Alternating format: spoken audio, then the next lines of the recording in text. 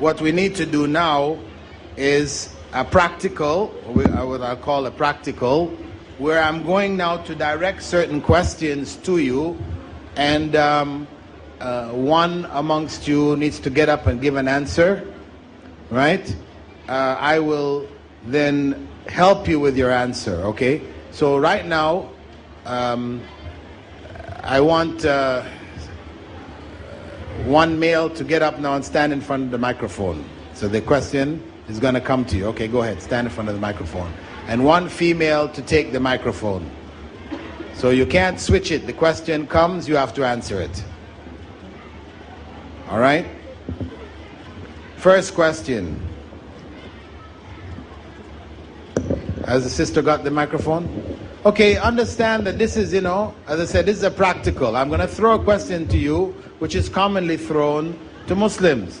And for you just to try to answer it from the material that we have taken so far. It's all from the general issues, that material, right? So this is just testing to what degree you have absorbed it and, how you would handle it. Is that clear? Okay. First question. A common question by non-Muslims is, why does Islam legalize polygamy? What is your explanation for this? Yeah. Short. First I'll say that the Quran is the only book in the religious scripture in the world which say that marry only one. All the other world scriptures, nowhere does they say that you should marry only one. Okay. Then polygamy was practiced in various societies, in various civilizations prior. Even in the scriptures, later it was like in the Indian Act. The Hindu scriptures did not prohibit polygamy, but the Indian Act, they restricted it. And again we find that the women population across all over the world is more than the male population. In India, however, the women okay, just give the main point. Yeah. And what else? And then we can give this thing, ill effects of women. I mean, in USA, there are more women than men. So in that situation, if the market gets saturated, the woman would not get any husband. Well, you mentioned already there was a surplus of women, so that's sort of repetition. Right. There's another point which is important. The nature of man, like a man. Ratio? No, he mentioned the ratio. Something which is important. The nature of man, like. Nature of man. Okay, yeah, you said all over the world. Yeah. It's practiced all over the world. It reduces the ill effects by polygamy. If you, like, a man can fulfill his desires by marrying second or third wife. Instead of that, there's a lot of rape and etc. in the society. Is that the other point? No. They don't want to take the responsibility. They just want to take the easy way out.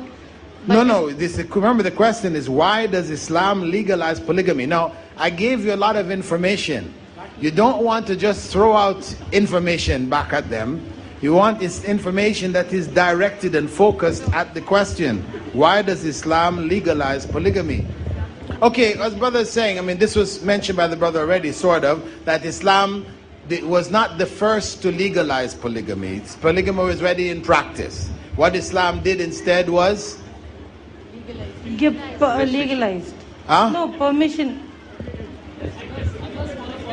It restricted. Oh. Polygamy was already practiced around the world. Islam did not legalize polygamy. It restricted polygamy.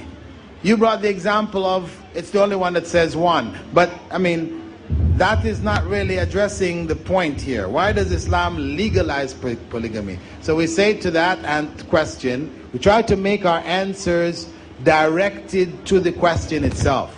I gave you a whole list of information. That's not for the same question. These are for different aspects of that question. If somebody asks further this, then you go into that. If you ask further that, so you should always try to keep your question, your answers, responses, direct to the point of the question. Why did Islam legalize polygamy? We say Islam did not legalize polygamy first and foremost. This was already in practice around the whole world. Islam really limited polygamy. So that's the main point. We clarify that misunderstanding. Misunderstanding with them is what? That polygamy was prohibited everywhere in the world and Islam said it's now legal. But this is not the truth. So that is really our focused answer. If they want to go further, then you deal with further issues. Okay? Okay, next person from the women's side. Question? Somebody got the mic? Yeah. Huh? Ready to answer? Some people may say, I believe that no one can love two persons equally. So why marry another one? How are you going to answer this? I read it again. I believe that no one can love two persons equally. So why marry another one? How are you going to answer this? Emotions are not in anybody's control, but they can give equal treatment to both of them. Okay, emotions are not in people's control, but we can give equal treatment to both of them. All right, but they would say, but since you can't love both, right? We're not talking about equal treatment here. Since you can't love both, then why take on two? Just being equal in your treatment, that doesn't substitute for not loving them equally. What would you say to that? Sister? Because it legalizes the relationship with the second woman. Okay. You could say, better to have a second wife rather than commit adultery, and you don't love them equally, but you are fair to both of them. You could say from that perspective, that's still a better circumstance, right? But the other point that we can raise is that you have two children. Do you love them equally? You have two brothers. Do you love them equally? You have your mother and father. Do you love them equally? So, the reality is you don't love any of these people equally, but you love them. Right? So, the requirement on us is not necessarily to love equally, but that we love and are fair. Fairness is what is required. Okay? Amel, come up and take the microphone. You're smiling, come.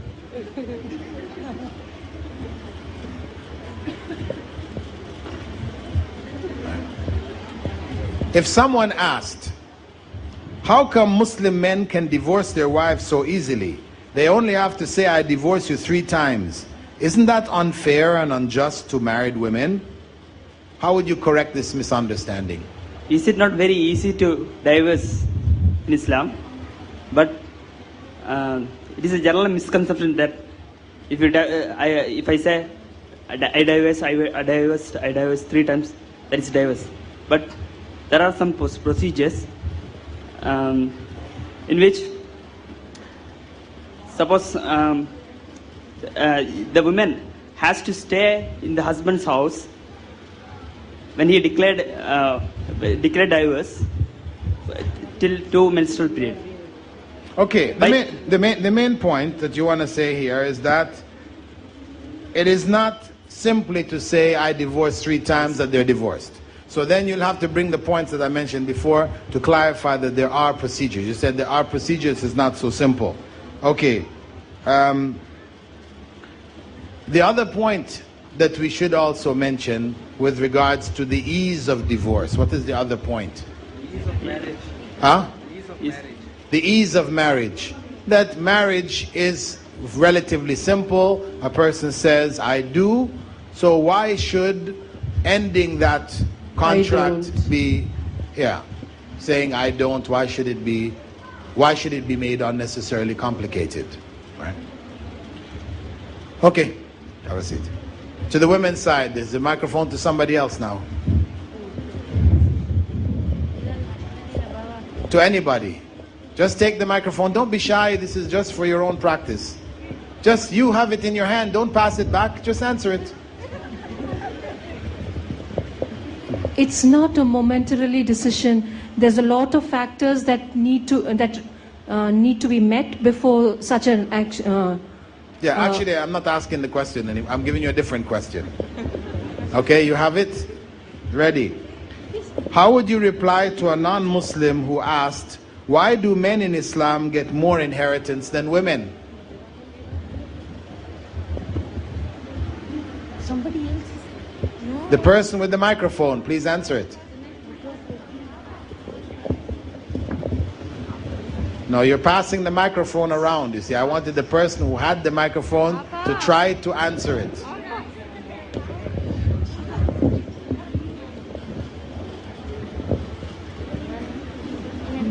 Because men have more legal obligations, like they have to look after the family and his dependents, and a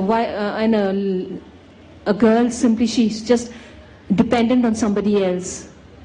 Okay, rather than put it that way, put it that there is a male who is responsible to look after her. Right. That's good. Okay.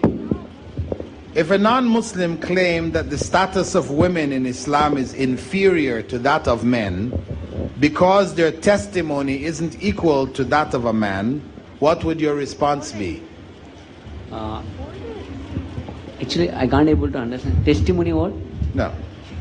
If a non-Muslim claimed that the status of women in Islam is inferior to that of men because their testimony, their witness, right, isn't equal to that of a man, what would your response be?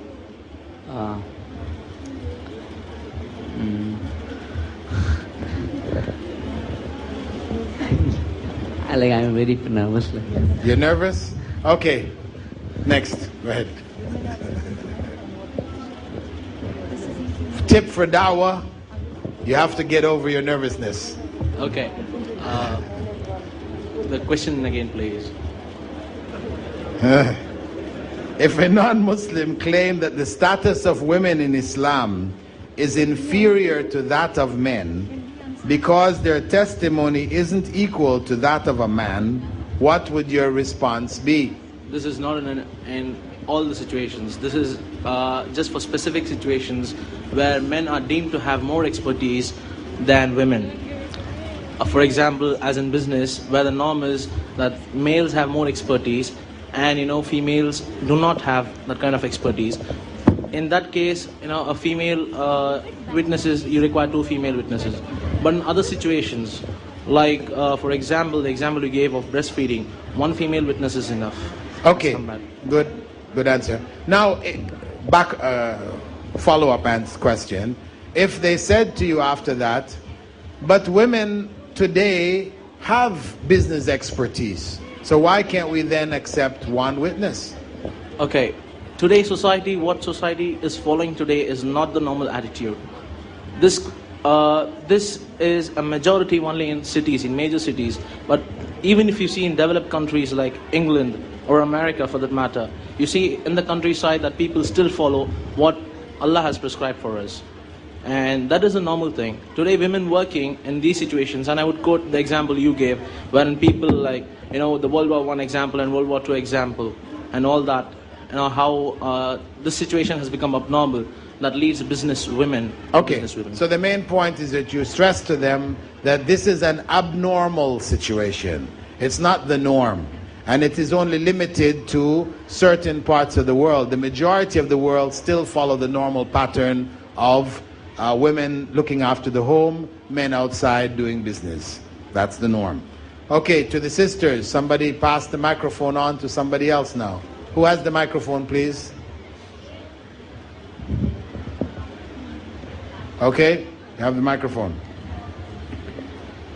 A Christian may argue that there are plenty of okay, this is not covered already. Non-Muslims often ask, why do Muslim women have to cover their heads? What would you say to this? I would say that how in Hinduism, I would say that it is the modesty of the women in Islam to cover themselves. The modesty of women in Islam. Okay, and their question was, why do Muslim women have to cover their heads? Because that was what your main answer here, where you have to start from, is because God commanded it, right? Okay. This is why we have to cover, because God has commanded us to do so. But He explained why we have to do so. And that's when you bring your 2 points, because they'll ask you then why. So why do you have to do so? You've opened up for them to ask you the other question. Why do you have to do so? Could you give the main 2 points, please? Go ahead, the same one with the mic. Could you answer the main 2 points? For the thing that you'll be, it's like a shield for the women to be covered. Shield from what? Shield from the other men. Yeah, that's kind of vague, you know. Like it'll protect you from being molested and unwanted remarks. Okay, unwanted advances, Yeah, you could say. sorry. Unwanted advances from men, okay. And you will have your own identity of being a Muslim. You'll be respected for how you are because you're following what has been told. Well, although we said that, what was the second purpose of the dress? Somebody else answer, please. Pass it on. Second purpose of the dress? It is to show the men that you are off limits. That is, we are different. You cannot approach us.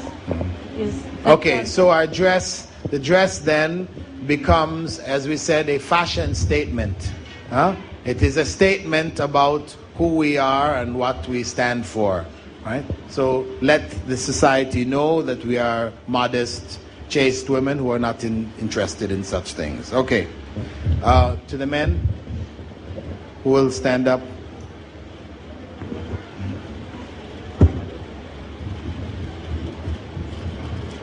If I pick you out and your English is weak and you have difficulty, then just tell me, I'll choose somebody else. You're okay? A common question asked by non-Muslim women is, how come Muslim women cannot display their beauty when God made them beautiful to attract men? Why did God make them beautiful? To attract men. So how come the women are not able to display their beauty? It's a similar question, but from another direction. Sorry, sir, I can't. Huh? I can't give answer. You can't answer? Why not? Okay, somebody else. Go ahead.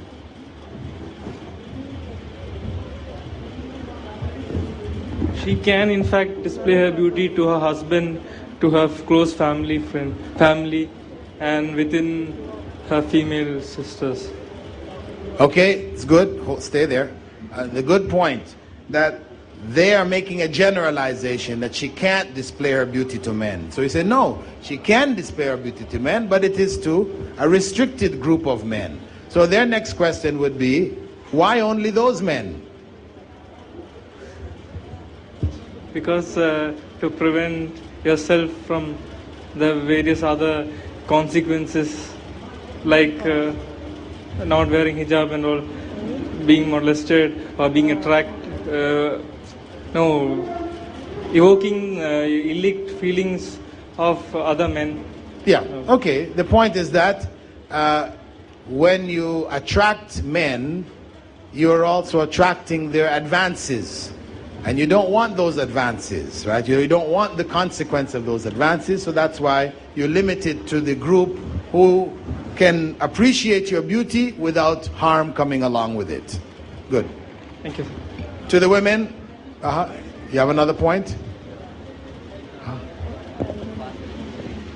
If so, then she would become a woman of mass distraction. A woman of mass destruction, okay.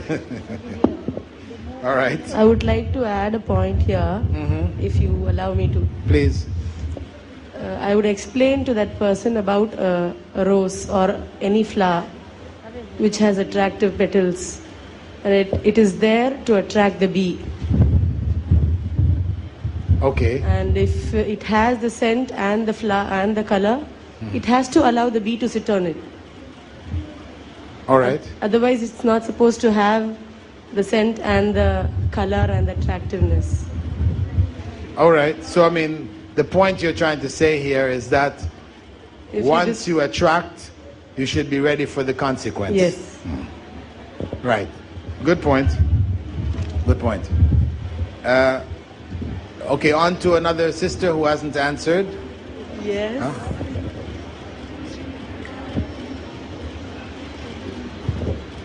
Huh? Okay, some people say that we are now in the modern world and people don't need to dress like that anymore. How would you respond to this observation?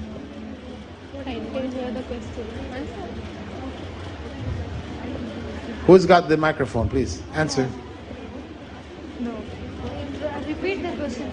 Could you repeat the question, sir? Some people say that we're now in the modern world. We're still talking about the dress, huh? But some people may come up with this. Some people say we're now in the modern world and people don't need to dress like that anymore. Yeah, see, in the earlier ages, people were not dressed up like what the people are wearing in Western countries now. So, when they were dressed up very well, when they were covering their whole body, like they were, they were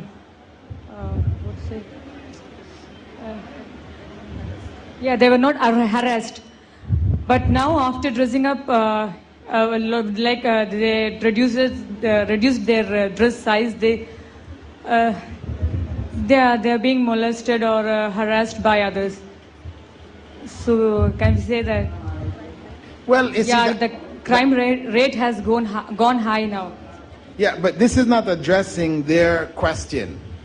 Their question is, we are now in the modern world and people don't need to dress like that anymore. They look at it as, okay, in old times, ancient times, people used to need to dress like that, but now we don't need to.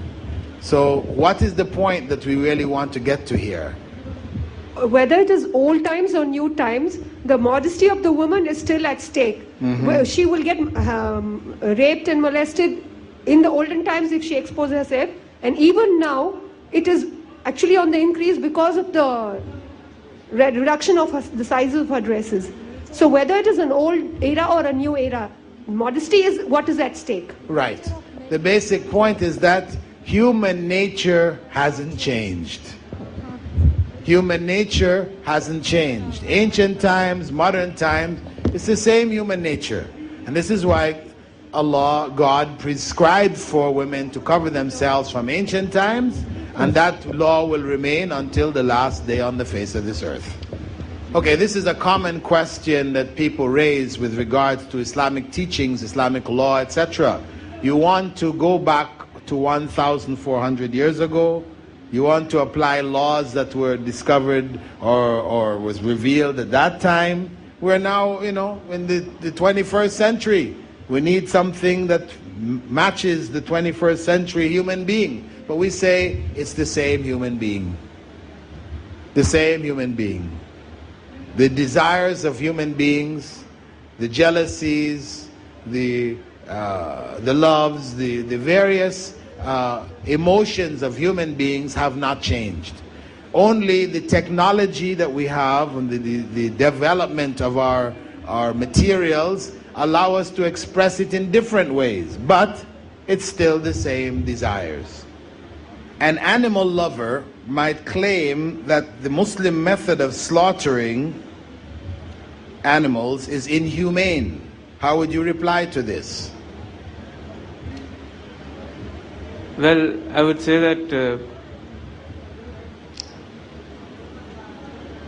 yes, it might look initially that the way the Muslims slaughter or the Zabiha system, it looks ruthless. But if we analyze, the way we slaughter, initially we cut the veins or the blood veins, jugular veins or the blood veins. Now, latest research tells us that pain is not caused due to this. But why is the animal withering? That is due to the gushing of blood out of the body. But basically there is no pain for the animal.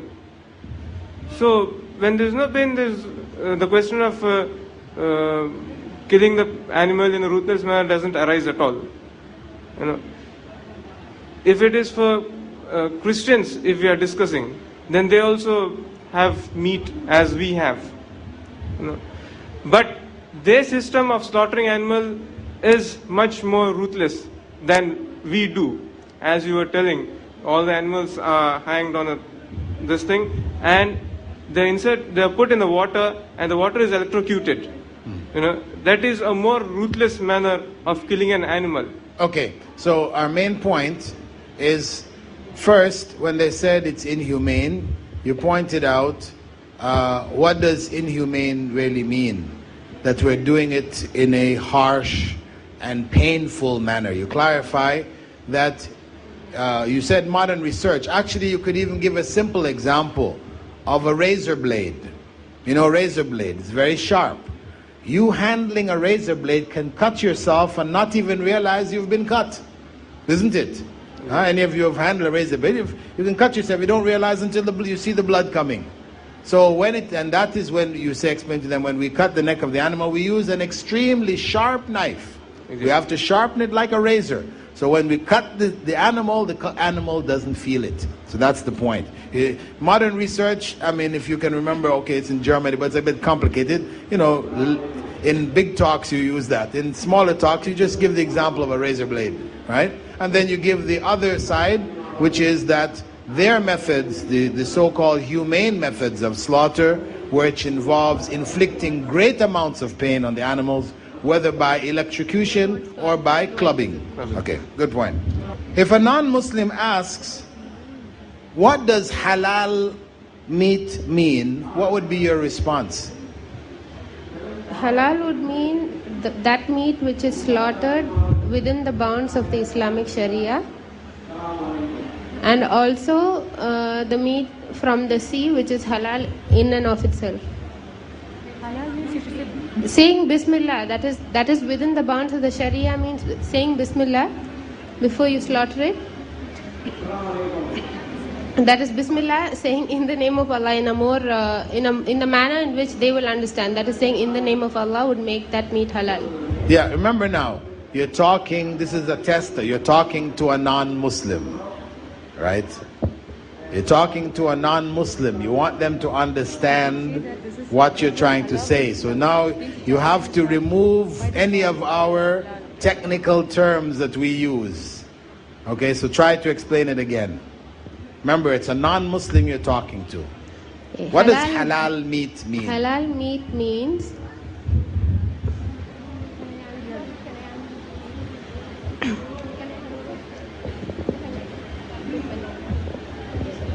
so halal meat means that meat which is slaughtered beginning in the name of God.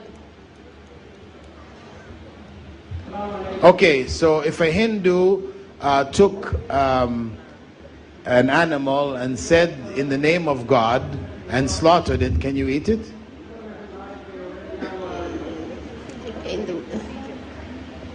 Can you? No. Okay, so then you just contradicted yourself. So what is our definition? How are we going to explain what is halal meat? With the proper procedure, that is using all the what do you say? The rules that are prescribed, that the knife has to be extremely sharp, and that you cut only the jugular vein and the esophagus without actually cutting through the spinal cord, and you try to give the animal as little pain as you can. Okay, can somebody else try to give an explanation? Okay, go ahead.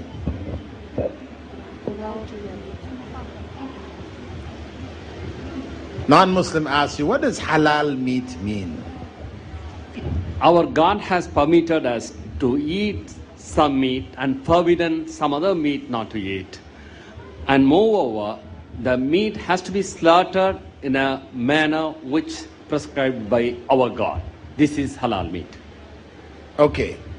As he said, because halal means permissible, what is permissible to eat. So it may not involve slaughter, right? Because there's some animals which are like the pig, the dog, and certain birds and other animals which we can't eat, which are not halal. So halal doesn't necessarily include slaughter. We have to give, when we give, we're talking about now explaining Islam to others in as precise terms as we can without mixing in our own terminology. Because when we're speaking, we have to be careful that we don't speak as if we're speaking to a Muslim. So as he said, it is meat which God has made permissible for Muslims to eat. We say it is some animals there's some animals which we cannot eat, period, under any circumstance, unless our life is threatened. We may eat it to live, to survive. Otherwise, the group of animals that we can eat, we are allowed to eat them if they are slaughtered in a particular way which has been prescribed by God. That's it. You don't need to go into all of the detail. It has to be a sharp knife, etc. If they ask you further, then how is the Muslim way of slaughtering? Then you're going to say, well, we use this sharp knife and so on, so on, so on, so. Yeah, that's good. Okay, question to the men who will get up and answer here now. Somebody, just don't be shy.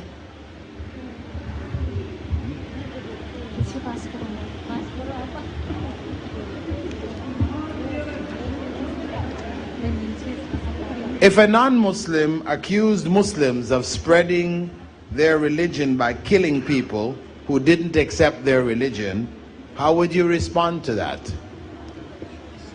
Bismillahir-Rahmanir-Rahim. I just start with the quoting of the ayah which says there is no force in conversion like Rafiddin. And then I could say some historical facts that in Indonesia, none of the army has gone into it, and in the eastern coast and the western coast of Africa too. So if it have been if what he says is correct, then the Spain would have been totally Islamic, and most of them, because we ruled it for more than 700 years. And if he's an Indian, I can easily quote the India as such. The historical factors, we ruled for more than around 900 years, and only 20% of the share we got during independence. So, okay, that's good. We give that's good. You give practical examples from history where Muslims ruled areas and people did not all convert to Islam. And he mentioned also that actually the Quran prohibits forcing anyone into the religion. So at that time you can admit that if it did happen anywhere, because maybe he will pull out of some, historical record something and say, well, what about this? So you cover yourself right from the beginning. If it did happen anywhere, then it was a mistake. This was a rare and abnormal circumstance. It was a mistake because Islam does not permit this. The Quran says there is no compulsion in religion. It's good. Okay, to the sisters. Somebody has the microphone?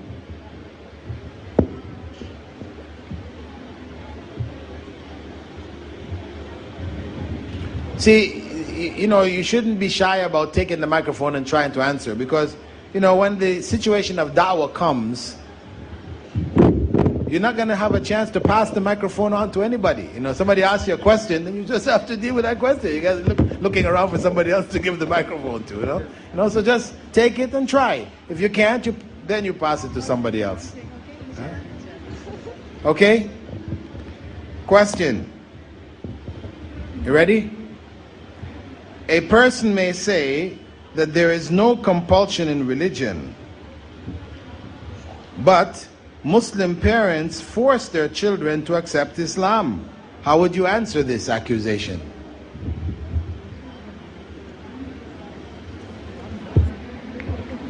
You understand it? Right? Some people say, there's no compulsion in religion, right? So therefore we let our children choose whatever religion they want. You'll find this common now, Westerners, this is their and sort of modern idea. You choose whatever you'd like to be. But you Muslims, you force your children to accept Islam. It is true that Islam doesn't allow forcing religion, but if at all parents do it, I guess it's out of love, so that because the children are their amana and they want to make sure that their children turn out to be righteous people. But it is okay, not. You use the term amana. Do you think a non-Muslim will understand that? It's their responsibility to make sure they raise righteous people. Okay. But I don't think it's allowed for them to force them too much once they're big enough to make their own decisions. Is that true? Is it, if a Muslim has the means to force their children to remain Muslims, should they allow them to choose another religion? Or should they force them to be Muslims? As long as they're able.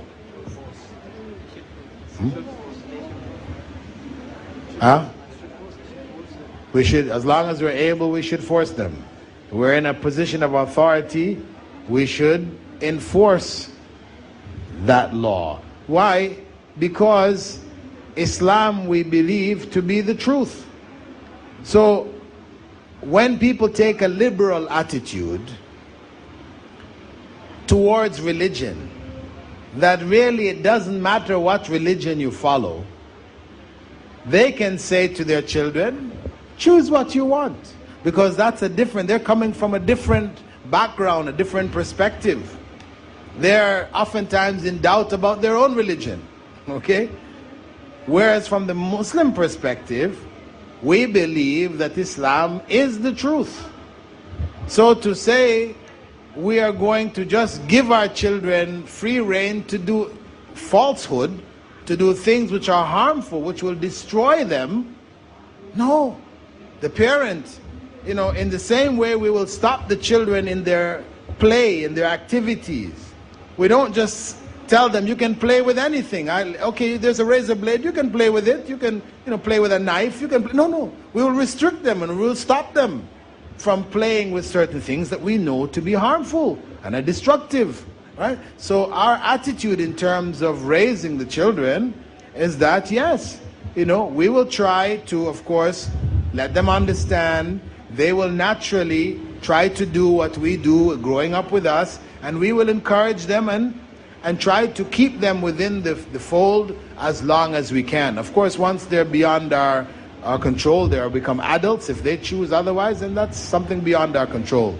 But as long as it's within our control, we will try to put pressure on them to remain Muslims, because we believe it is the truth and we want to try to save them from destruction. That we just have to be honest about. And we try to give some kind of example, as I gave you with children playing with knives and things like this. We do try to restrict our children in other areas, right? Because you can see from those areas physical harm, where we see spiritual harm as being even greater and more important than physical harm. So that is our perspective. In that type of question, all you can do is to give them the Islamic perspective. If they can at least recognize you have some logical reason for it and that you're not just a fanatic, right? Because that's the idea you want to clarify to them, that hey, there's a reason behind what I'm doing. It's not just a fanatical kind of a thing. Right? Does it apply or even to the wife, the authority of the husband over the wife? If the wife wants to become a murtad? Of course, the husband, with regards to the wife, if he sees his wife going astray, he should, with whatever means he has, force her to try to keep her within the fold of Islam. Because if she becomes murtad, as you mentioned, she apostates, right? Then his marriage to her is annulled. Just as if a woman, her husband becomes murtad, he leaves Islam, her marriage to him becomes annulled. It's not permissible for a man a male Muslim or a female Muslim to be married to one who has apostated. In the case of a Christian, the woman actually agreed to become a Muslim and married the man, but now she has become a Christian. She went back to Christianity, but she is still the wife of the man. But is it okay in that case? No, if she was a Muslim. No, she was a Christian. Yeah, she became a Muslim. She just fooled him. Well, for the sake of marriage. Well, I mean that if she only pretended to become a Muslim, she said what is required. I don't know, the question you'd even have to ask yourself is, did she really fool him? Or was he satisfied with her saying just for the sake of marriage? You know, because you have this case, and I've seen many cases of it. No, she wears a burqa. She wears a abaya, she prays. But when she came up to my classes, Islamic classes, when I questioned her, I found out that she has faith in Christianity yet. She believes that Jesus is the Savior. She prays, she wears an abaya. Her name is an Islamic name. And the husband doesn't know this. He doesn't know this. Well, of course, then you should inform the husband. He should know it. I mean, before, I would say, try to help her first. You know, try to sit her down and to clarify these things and let her reach the truth. But if she refuses in the end, after you've made your attempts, then you must inform the husband. You know, if it matters to him. Right? If it matters to him. And then you have to clarify, was this ever made clear to her? You know, did she really understand? Because maybe people only focused on La ilaha illallah, you know, that there's no God worthy of worship but Allah. Okay, so you worship Allah.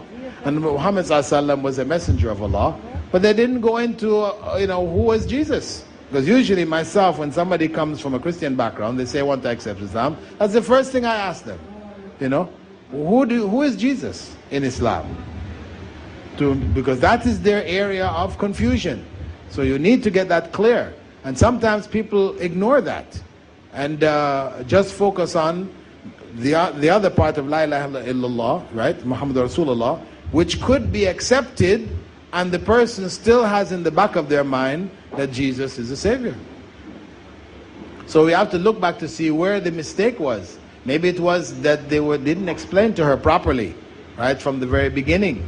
So she accepted based on what they presented to her.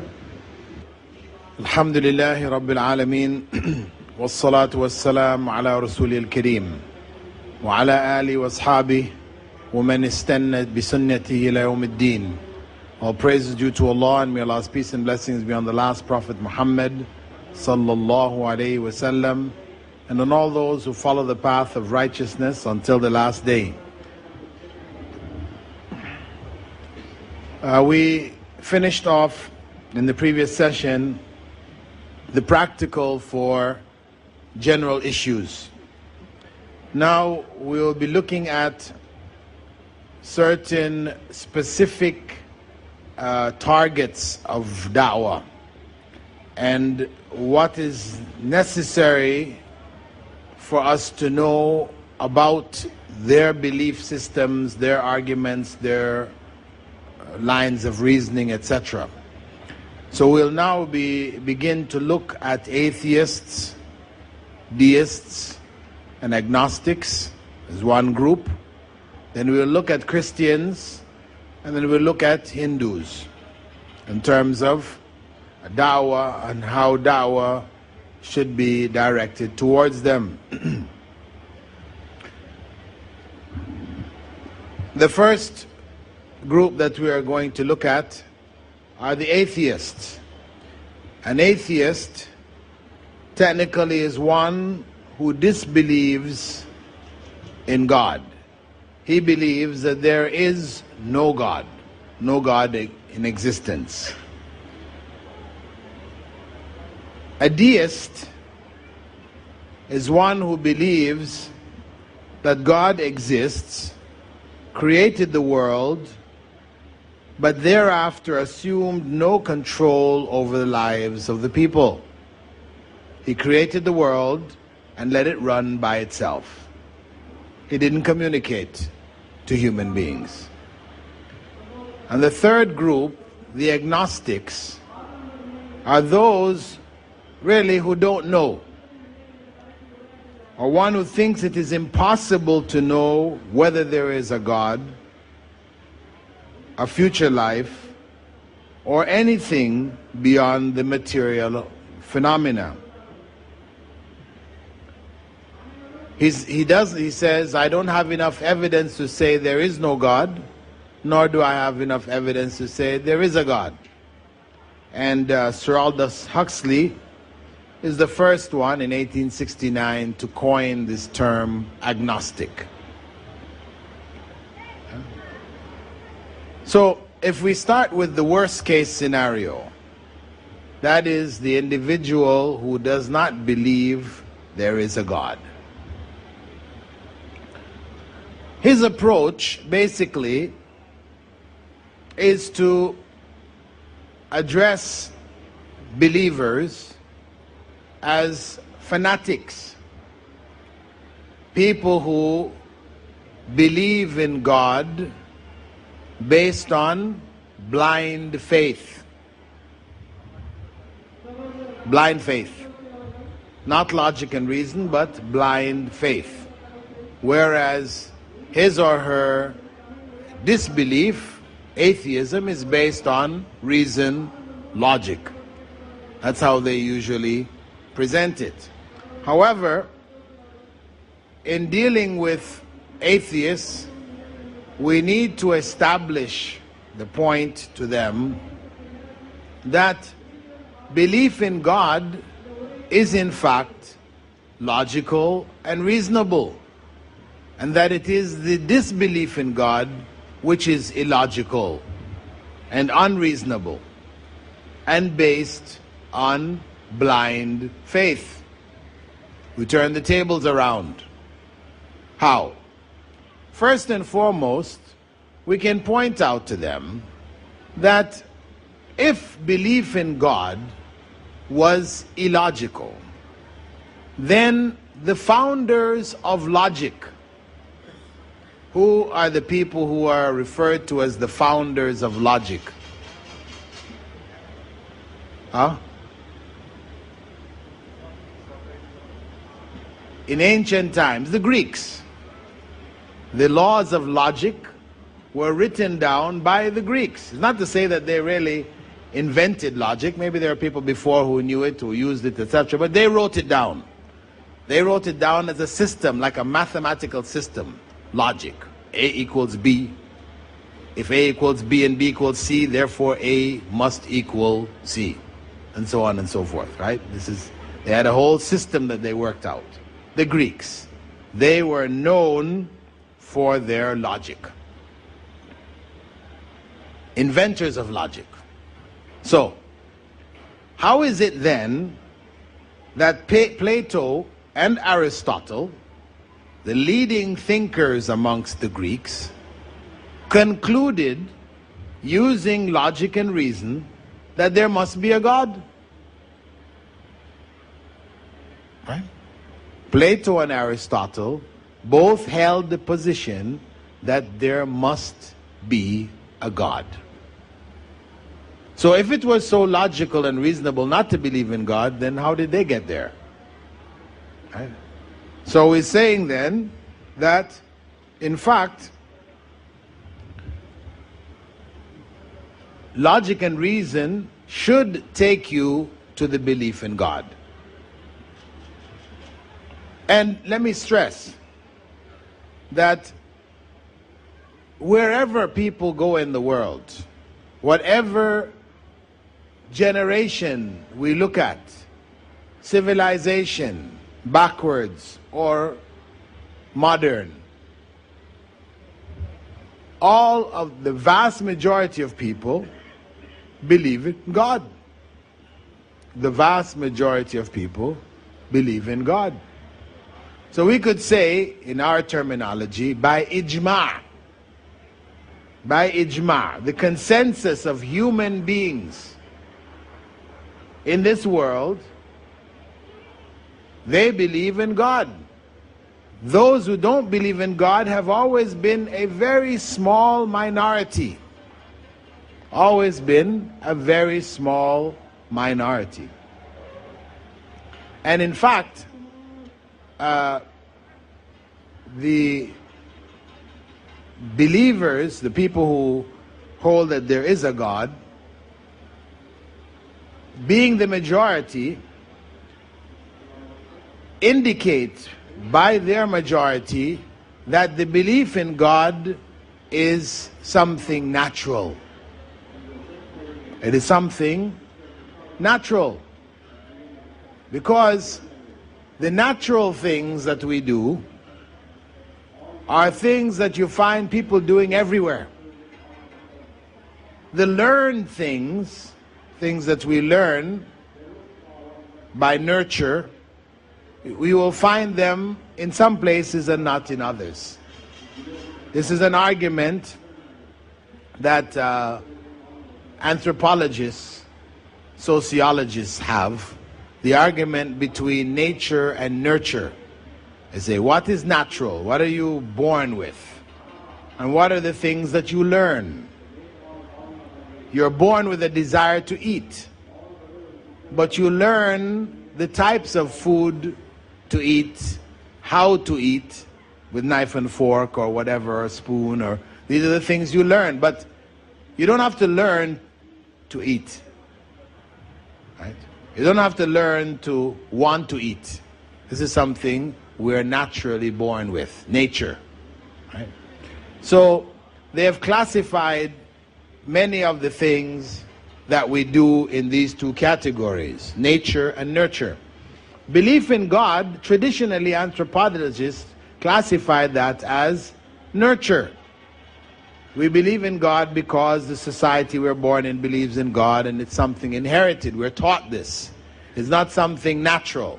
However, some British scientists, looking at the ijma of human societies, studying societies of the past and the present, ancient, modern, primitive, all over the world, they found people having this belief in God.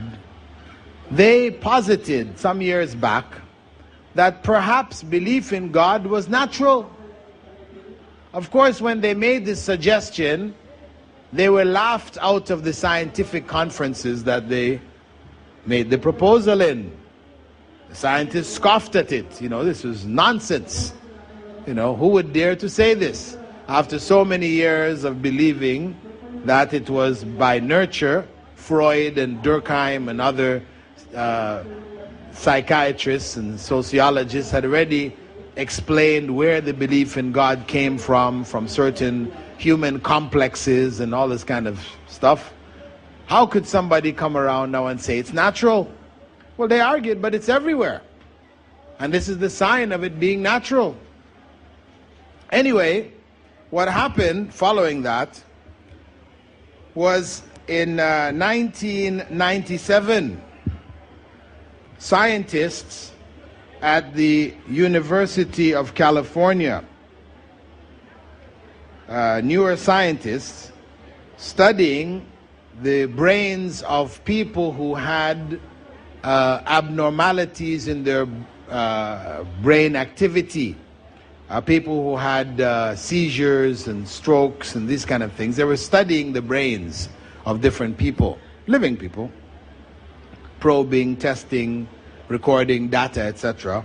At the University of California at San Diego, they discovered that there was a portion in the brain, in the frontal lobe, which whenever this was stimulated, or whenever people had religious experiences, it was stimulated. It seemed that it was the focal point of religious belief. Meaning that if they had a seizure and the seizure affected this part of their brain, they would feel this overwhelming consciousness of God and feeling about God and things like this. Right? And when they ask people in experiments to, pray and to go into religious fervor and that, they found that that is the part of the brain that became active. So from that they concluded that there was a God spot in the brain. That the human brain was hot-wired, that's how they put it, hot-wired for the belief in God. This article is in your notes. This is scientific fact. This is not hearsay stories which is passed around the internet. This is scientific fact. So what you find there is that this supports the Islamic contention that human beings are born with a natural belief in God. And this is found in Surah Al-A'raf, verses 172 and 173, where Allah said there, وَإِذْ أَخَذَ رَبُّكَ مِنْ بَنِي آدَمَ مِنْ ظُهُورِهِمْ ذُرِّيَّتَهُمْ وَأَشْهَدَهُمْ عَلَىٰ أَنفُسِهِمْ أَلَسْتُ بِرَبِّكُمْ قَالُوا بَلَى شَهِدْنَا. When your Lord drew forth from the loins of the children of Adam their descendants and made them testify concerning themselves, saying, Am I not your Lord? They all said, Yes, we testify to it. That every human being who would come on the face of this earth, already in the spiritual form, testified to God's existence. And that is why Prophet Muhammad ﷺ said, Kullu mawludin yuladu ala al-fitra. Every child is born with a natural belief in Allah. Right? So, the argument that belief in God is natural is supported by scientific evidence, and we have it supported also from our perspective by revelation. But coming back to the logical arguments for the belief in God. Plato, in arguing for the belief in God, used the basic argument of the Quran. That is, design indicates the designer. That is the basic argument, the most common argument used in the Quran. Design indicates the designer. That wherever you find design, there has to be a designer behind it. That is the norm. That is where our minds go. When we're walking on the beach and we see a footprint in the sand, we do not stop to reflect on how amazing it is that the tide came in and the water sunk into the sand and made a footprint. We automatically assume that somebody walked there before us. That is natural.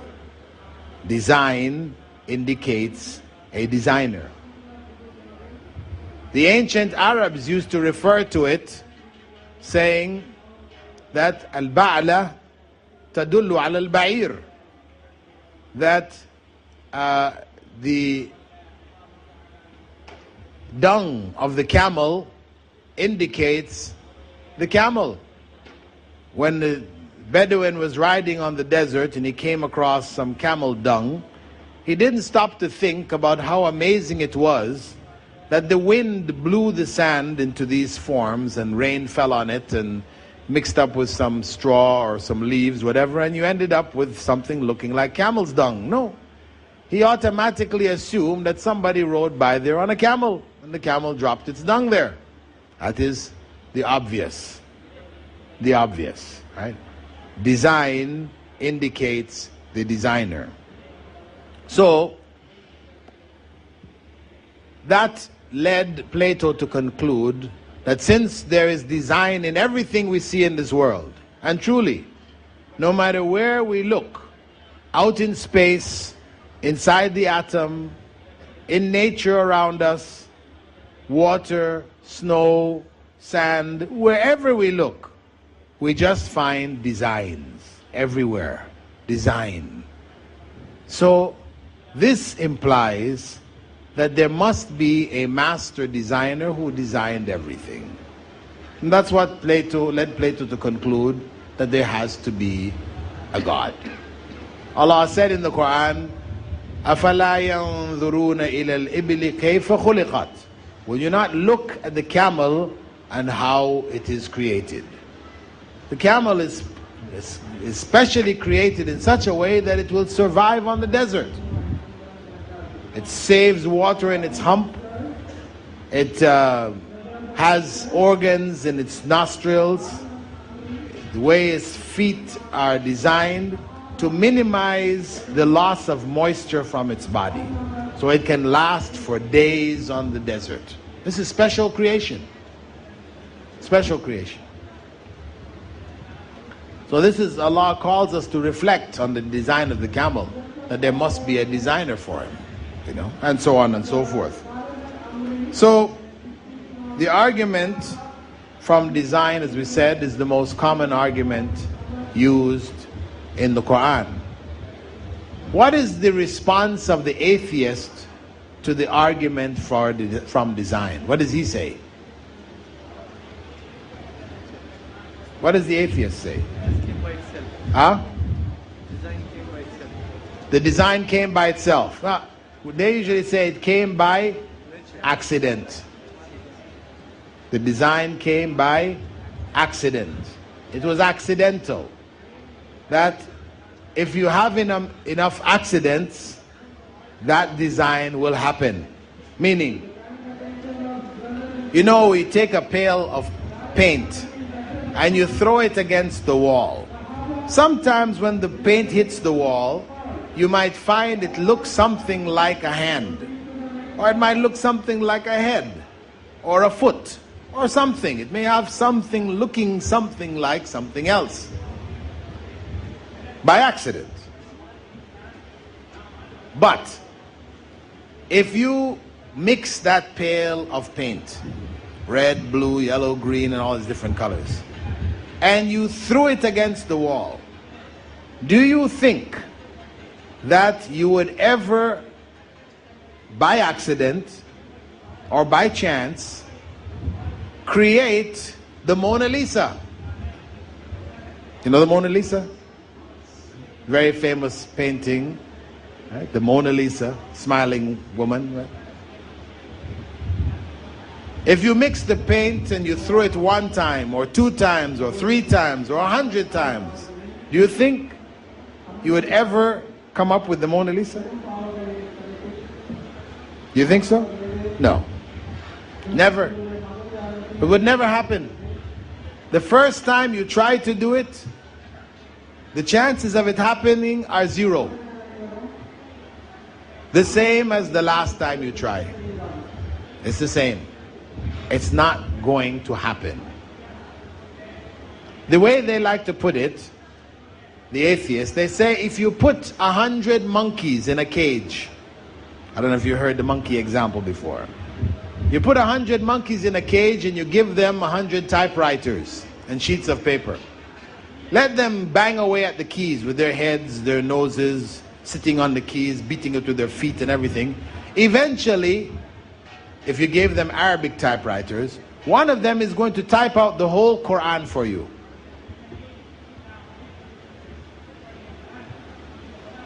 If you give them an unlimited amount of time, eventually one of them is going to type out the whole Quran. Just banging away at those keys. What are the chances of that? You say 0. Each time the monkey tries, the chances are 0. No way.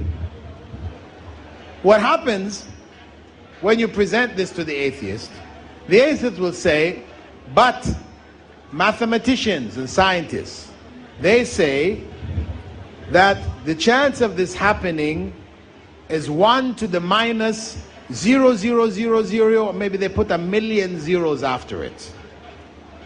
But they say there still is a chance.